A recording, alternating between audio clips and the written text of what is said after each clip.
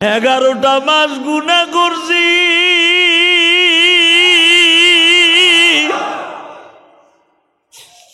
তুমি মালিক আজকে আসরের পরের থেকে প্রথম আসমানে বসে আছো, আমারে ডাইকা ডাইকা বলতেছো মালিক রে তুমি আমারে মাফ কইরা দাও। আল্লাহ যদি দুইজন হইতো, প্রথম জন তুমি মাফ না করলে দ্বিতীয় জনের কাছে যাইতাম, দেখলাম তুমি ছাড়া আমার আপন বলতে কেউ নাই। গত বছর মায়ের সাথে সবে বরাত কাটাইছি, আজকে মা কবরে চলে গেল। গত বছর মায়ের সাথে ইফতারি করছি, মা অনেকের কবরে চলে গেছে। আরে যাদের মা চলে গেছে চোখের পানি বেলায়া কান্দো আর বুঝাইয়া কাও মালিক, এই দুনিয়ায় মায়ের মতো, এই দুনিয়ায় বাবার মতো বান্ধব কেহ নাই, তুমি মালিক মাফ করে দাও, তওবা করছি তাই। বাজানরে আমার মওলার কাছে চাওয়ার মতো চাইতে হয়। দুটি হাত বাড়াই আসমানের দিকে আমার আল্লাহর জোরে একটা ডাক দাও। আল্লাহ বলে ডাক দাও, দাও ডাক দাও, ডাক দাও, ডাক দাও। আল্লাহ তুমি তাকায়া দেখো মালিক,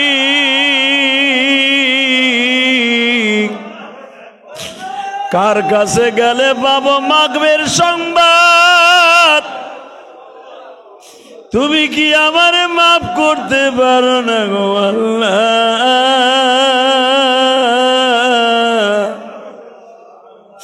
নিজের হাতে ডাক দাও, আল্লাহরে ডাক দাও, ডাক দাও, ডাক দাও। নিজের হাতে বান্দা তুমি বানায়া কোনদিন মাফ না করে পারবা না, কোনদিন মাফ না করে পারবা না। আল্লাহ দেখো কিভাবে তোমারে ডাকে, আল্লাহ তোমারে কেমনে ডাকে দেখো না। নিজের হাতে বান্দা তুমি বানায়া কোনদিন মাফ না করে পারবা না। যুবক দে আল্লাহর জোরে একটা ডাক দে, ডাক দে, ডাক দে, ডাক দে। আল্লাহ তুমি তাকায়া দেখো এদের মধ্যে কার জানো মা নাই, বাবা নাই গো, কার জানো মা অসুস্থ, বাবা অসুস্থ। মালিক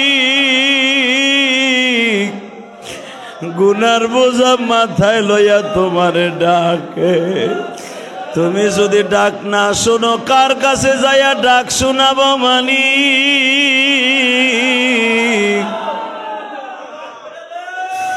এই বরাতের রাতের খাতিরে আমাদেরকে মাফ কইরা দাও। হাত নামাও কলিজার ভাইরা, চোখের পানি ফেলাই এখন কানবার চিল্লাইবা। নবীর একজন সাহাবীর নাম ছিল আবি আক্কাস, নবীর জানের চাইতে বেশি ভালোবাসতো। একদিন আবি আক্কাস বলে নবী গো আমি আপনারে অনেক ভালোবাসি নবী, আমি আপনার সাথে বরাতের রাত্রে সবে বরাতে কানবা। নবীর সাথে আবি আক্কাস নামাজে দাঁড়াইছে, বাদান রাত 3টা যখন বাইজা গেছে আবি আক্কাস আর খাড়াইয়া থাকতে পারে না। আমার নবী এক সিজদার ভিতরে পুরা রাত কাটায় দিছে। আল্লাহু আকবার জোরে বলো। এক সিজদার ভিতরে পুরা রাত কাটায় দিছে। আবি আক্কাস মনে মনে ভাবতাছে দীর্ঘ সময় আমার নবী এইভাবে নামাজ পড়ে, আহারে আমার নবীর জন্য তো জান্নাত ওয়াজিব। কেন নবী বরাতের রাত্রে সারা রাত দাঁড়ায় দাঁড়ায় নামাজ পড়ে? আমার এতিম নবী একদিন আমার নবীরে বলে, নবী গো, আমার জীবনে দুইটা জিনিস আকাঙ্ক্ষা রয়ে গেল। কি? এক নম্বরে নবী, আমি যেন আপনার আগে ইন্তেকাল করি, আমার মরণ যেন আপনার আগে হয় গো নবী। আমার নবী বললেন, আবি আক্কাস, আমি জানি না তোমার কবে মৃত্যু হয়ে যাবে, তবে আমি বললাম, আবি আক্কাস, তোমার আগে যদি আমি মারা যাই, আল্লাহ তোমারে মাফ করে দিবে। যখন শুনছে আমার নবী, আবি আক্কাস আমার ঋণ শোধ করার জন্য পিঠের মধ্যে একটা বাড়ি দিবে, নবী আমার বলে, আবি আক্কাস রে, বাড়ি দিবি ঠিক আছে, এই যে আমি পিঠটা পাঠায় দিলাম, বাড়ি দে। আবি আক্কাস বলে, যখন আপনি আমার পিঠে বাড়ি দেন, তখন আমার শরীরের মধ্যে কোনো কাপড় ছিল না, যখন আপনার বাড়ি লাগে তখন আমার সামনে শত শত সাহাবী ছিল। নবী, আমি আপনারে বাড়ি মারবো শুধু একা একা নির্জন কুঠিরে বসিয়া লয়, আমি আপনারে মানুষের সামনে, হাজার হাজার মানুষের সামনে বাড়ি দিব। বাজান 1 মিনিটের মধ্যে পুরা মদিনার মধ্যে ছড়িয়ে বলল, আবি আক্কাস আমার নবীর অসুস্থ শরীরে বাড়ি মারব।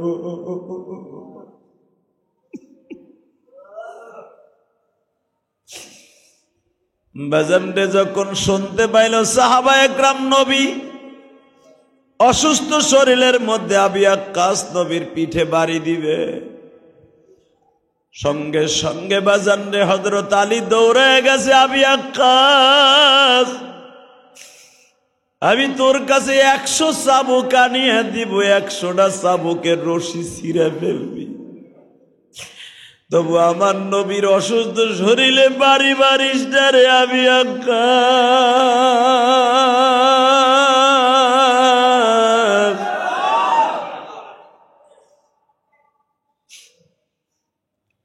একটু পরে দেখা গেল বাবা আবি আক্কাস কারো কথা শুনে না।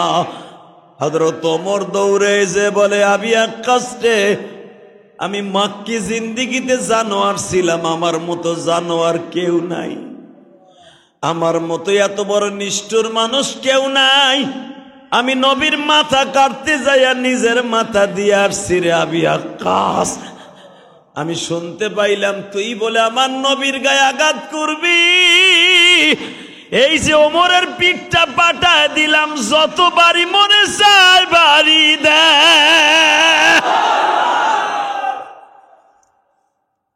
আবি আক্কাস বলে, আপনি নবীর শ্বশুর, সবকিছু আপনার দ্বারা সম্ভব, সুযোগ সব সময় আসে না।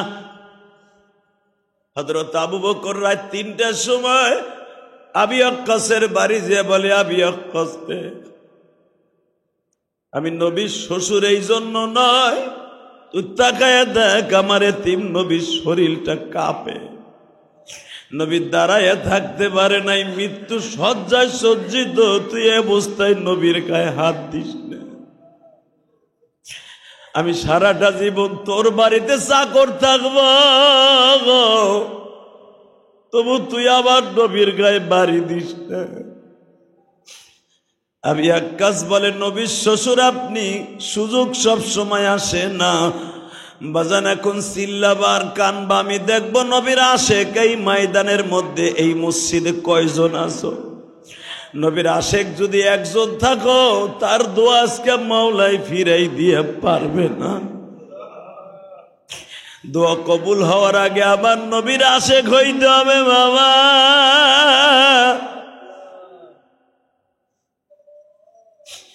হযরত আবু বকর কাঁদতে কাঁদতে মসজিদে নববীতে আসলেন।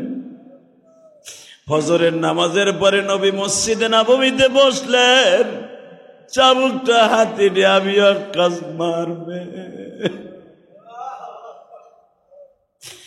নবী আমার জামাটা তুলিয়া বললেন, আবু আক্কাস রে মার, কিন্তু মনে রাখিস আবি ওয়াক্কাস, আমার গায়ে হাত দেওয়ার পরে আমার সাহাবীরা তোরে কি করবে আমি জানি না। বাজান আবি ওয়াক্কাস যখন দেখলেন নবীর জামাটা উঠিয়া গেছে, মাজাটা শক্ত করে ধরিয়া চাবুকটা ফেলায় দিয়া নবীর মোহরে নবুয়তের মধ্যে চুমা দিয়া বলে, নবী গো,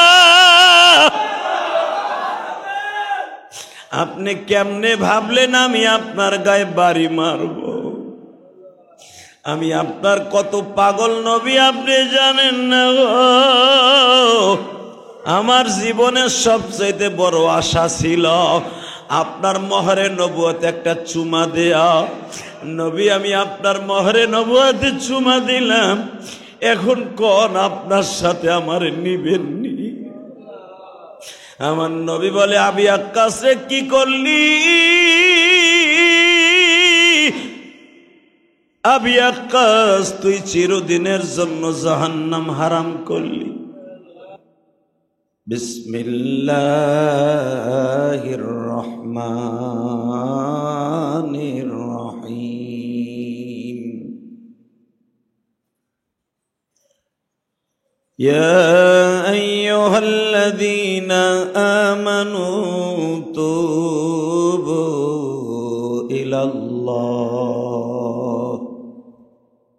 ইলাল্লাহি তাওবাতান নাসুহা। وقال الله تبارك وتعالى أينما تكونوا يدرككم الموت إنا أنزلناه في ليلة مباركة إن الله وملائكته يصلون على النبي يا أيها الذين آمنوا صلوا عليه وسلموا تسليما لا إله إلا الله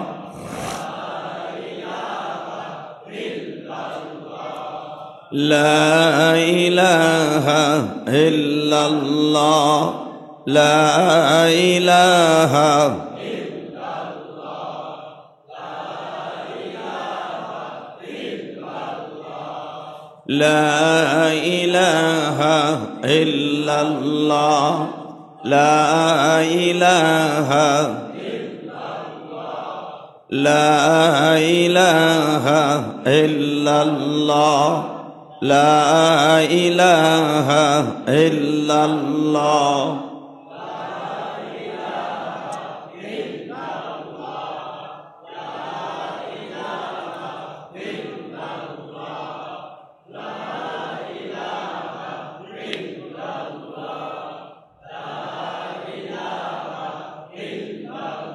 الله لا إله إلا الله لا إله إلا الله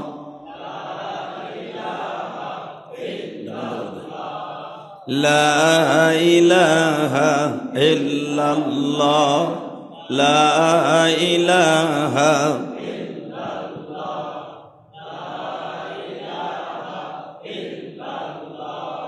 لا إله